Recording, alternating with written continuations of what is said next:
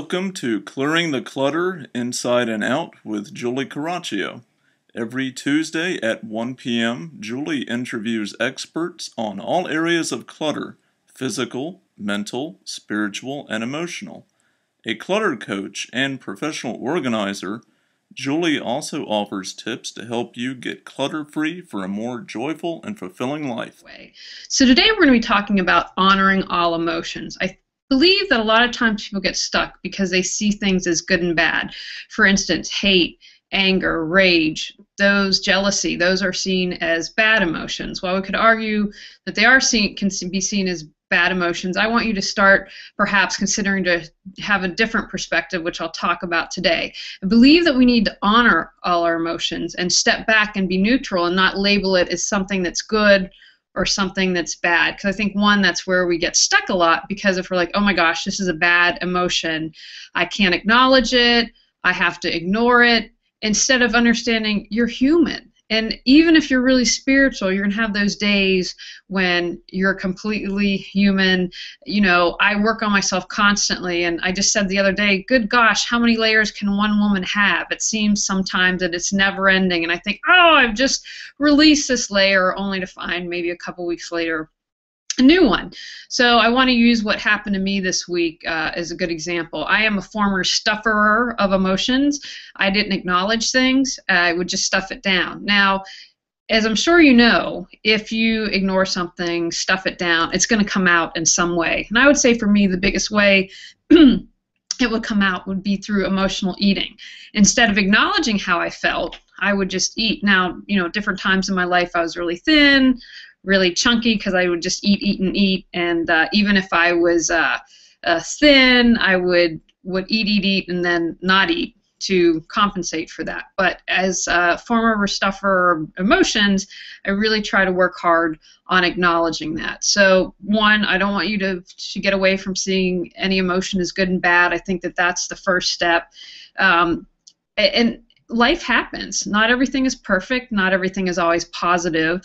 And I think sometimes we need to get away from that, because people have this expectation, if you're on a spiritual or religious path, you know, you're supposed to not have these feelings, or, oh my gosh, how can I feel something negative when I'm working on myself? So I want you to let go of that notion as well.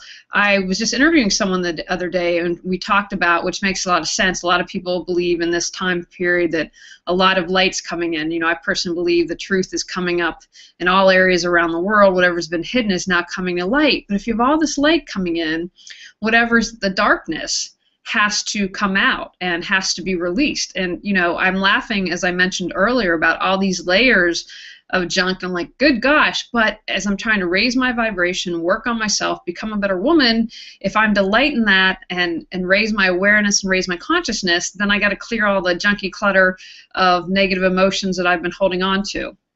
So the first thing I want to talk about or suggest is to honor the emotions. We've talked a little bit about changing our perspective. Don't stuff. That's one of the things I think people do. I think they also sometimes go off the deep end and can't let it go, and we'll talk about that in a minute. So this past week, someone made me really angry. Anger seems to be coming up a lot for me.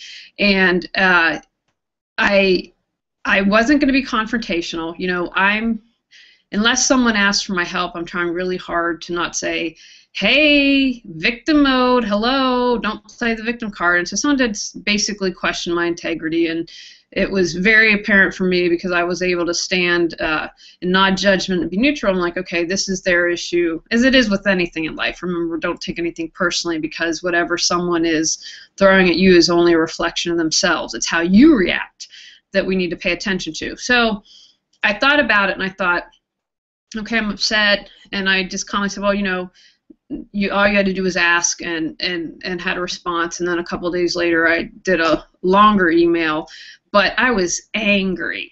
And I came home that night, and I laughed, because I ended up getting up at 1 o'clock in the morning. So what do you do when you're up? I perused Facebook, and I laughed because I saw this post that was depending on what time you would wake up, what it correlated to. And I was up from about 1 to 3, and that correlation was the liver and anger, and I kind of cracked up because I was completely pissed. Now, in the past, I would have tried to stuff it down, would have eaten a pizza or chips or ice cream, pick your poison.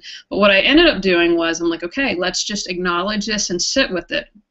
And it literally felt to me, in the South, I was in Savannah once, and it was the most humid and hottest I've ever been, and literally steam would rise off the pavement. And that's how it felt for me. It felt like, so I just hung tight, and I'm like, okay, just be present, just allow it to seep off. So that's literally what I did. Now, since my husband was sleeping next to me, and we have a cat that's super sensitive, I'll tell you a little bit later what I did, because I didn't want my energy to affect them, and I think that that's really important as well. So I literally let it come off like steam and just stuck with it. It was hard because it lasted a couple hours, and to hang tight with that, because it's also exhausting. It's physically exhausting, at least for me, or emotionally. But I stayed with it. I resisted the urge to ignore it. I resisted the urge to go get something to eat, and just stayed with it. So I was able to be present. And again, I didn't see this as something bad, because I was like, okay, great, awesome, thank you. This is a gift, because it's allowing me to release another deeper layer, because it wasn't just the incident. I could tell enough about it to know that I'm like, okay, this is some other junky crud that's coming up, so just release it.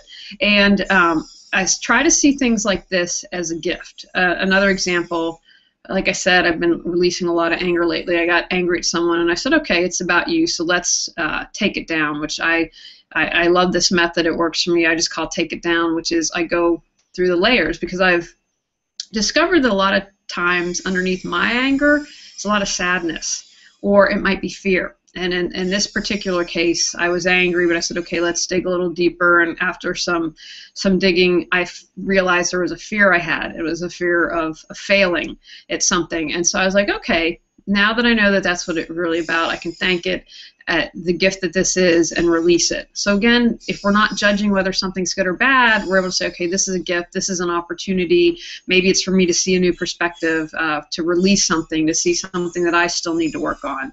So if we honor all our emotions, then that's a non-issue. So, okay, you're like, okay, this is good and dandy, but what about in the practical world? So here are some tips that I have to honor all the emotions. I talked about this the other day. Be like an airplane. Watch the airplane fly on by, and you're just sitting there. Imagine yourself. I just saw Star Trek, the movie, for first time that I think came out a couple years ago. Imagine yourself I'm partial to Captain Jean-Luc Picard, but imagine yourself in the nice captain's chair, and you're just sitting there, and you're watching, and you're observing, and you're doing it from a place of non-judgment, and you're doing it from a place of just kind of holding space to what you can learn. Like I did the other day, like it was obvious to me why this person was upset at me. And so I just sat there and observed, and I didn't engage. It was tough. I mean, I'm still human. I want to say, you're in complete victim mode, but I didn't. I'm like, okay, observe what's happening here. Don't let it bring you down. And that's something that I want to really emphasize. I'm in an interesting point in my life where I'd been doing something for a while, and the people that had been involved with it, some intimately and some on the periphery, are just at a different level of consciousness and awareness that I am. But I found that it has been a challenge for me to even be around that energy, because it brings me down. Because, like in this particular situation, I'm like, I'm not going to engage. I'm not going to allow someone else's actions to bring me down, because I have control over that. I don't have to drop down to the drama. I saw this great Polish proverb that I posted on Facebook and on Google Plus saying, not my circus, not my monkeys. That's my new favorite mantra. Not my circus, not my monkeys. I'm not going to engage in your drama. I'm not going to allow it to bring me down. So can you be in non-judgment and observe what's happening, and at the same time honor what you're feeling? You're neutral. You have no judgment. Okay, I feel anger now. Okay. All right, that's going to be, I might have a little bit of shame popping up. Here's some fear and sadness. And again, being like, okay, think of yourself as a curious reporter, or you're doing research or something, and that's kind of the perspective you want to come from. So you allow it to come up, you honor it, and you see what messages you can get from it. I interviewed someone yesterday, and she said, ask why. Why is this happening to me? And I think that's a wonderful place to start as well. But what's key, so you're doing this, remember, being observing, you're being neutral, but don't get stuck. Because I think a lot of times, I talked about earlier how I was a stufferer. And so I would just stuff things down, so that really affected me. But think about someone you know who might go like, "Bleh!" and go crazy, and still that you're like, gosh, they seem like they're angry 24/7. So don't get stuck in that. Don't, at some point, I told you the other day it was for 2 hours burning off this anger, and I was like, oh, good gosh, this is lasting long. But don't get stuck. Don't wallow in the anger. Don't keep going there. I think of someone that I see.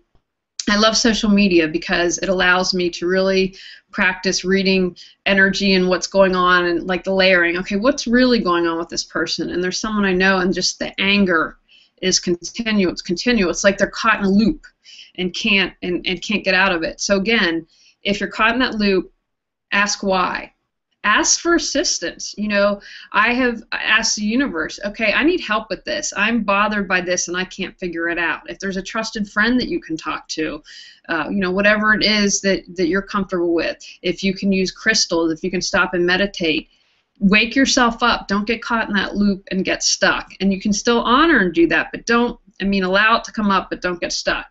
I wanted to talk also about an energetic response. So it's the middle of the night. I'm having all this anger. My husband's sleeping next to me. We've got Joey, who is super sensitive and picks up on everything, and so I didn't want to harm them. And this is something I use, and I'm sure if you do more research, there are tons of different alternatives that you can find that will suit your needs. But I went to the Clearsight Clairvoyant School out in the Los Angeles area of California, and I love it. Total integrity, total amazing teachers. But one thing they taught us was that the rose is a universal symbol of love. And so that way, if someone's bothering you, you put them in a rose and blow them up, and then you push that energy away to be recycled. That's why I love the universal recycles everything. The universe is green, go green. And so then it goes back into, it's transmuted and goes back into regular energy to be recycled again. So if someone's driving you nuts, put them in a rose and blow them up, because you're surrounding them with love. So you're not doing anything negative. You're not doing anything that's creating karma. That's something that I think that's great. Also, what I did was, as the anger was seeping off, I put big, light, white roses all around me to catch all of this negative energy that was coming off, so it would stay within my aura and within me, and it wouldn't affect my husband or the cat. And then the other thing I did, because I thought, wow, you've got a lot coming off here, I had a backup plan. So I literally, just in that moment, have never done this before, but I believe intent is so important. And if you have the intention and this is what you believe it's going to do, then the universe steps up, God steps up, whatever language you prefer, to help with that. Because remember, everything is energy. So I literally visualized at one on the left and right side, both at the feet and my head, these big rainbow vacuum cleaners just sucking up anything that the roses weren't catching, and sucking up all that negative energy, so no one in the household would have that, because I think that's really important as well. And so I just did that, and again, same thing, put everything in a rose, put all the roses together in one giant rose, blow them up, and then push them away, and then visualize, okay, that's now transmuted and into good groovy energy again, because I think that's really important. We're all energy.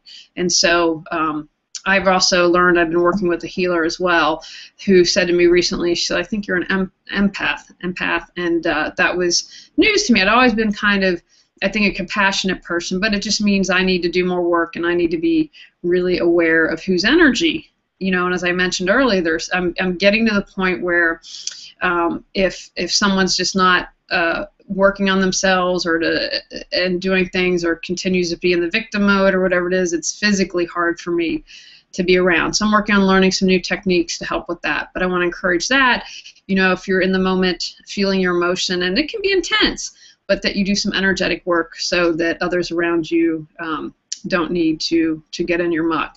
So I'm going to encourage you this week to honor all your emotions. Don't see anything as good and bad or negative. Respect where you are in the process. We're all going to learn until we die, and just honor, like, okay, this is where I am on my path, and just keep working. And I truly believe, I was working with someone the other day, and they're doing awesome because they're taking that step forward, they're trying, and they're moving, and they're doing something. So encourage you to honor all your emotions. Don't see anything as good and bad.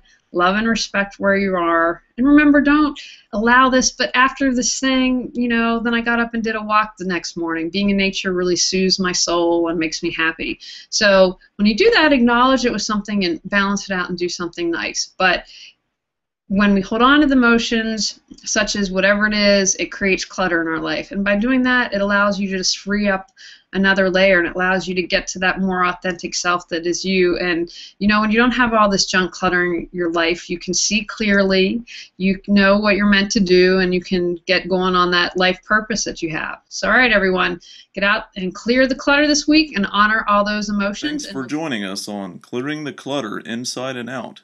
You can find out more about Julie Coraccio and her services at reawakenyourbrilliance.com. We'll see you here next Tuesday at 1 p.m. Remember, the journey of 1,000 miles begins with one step.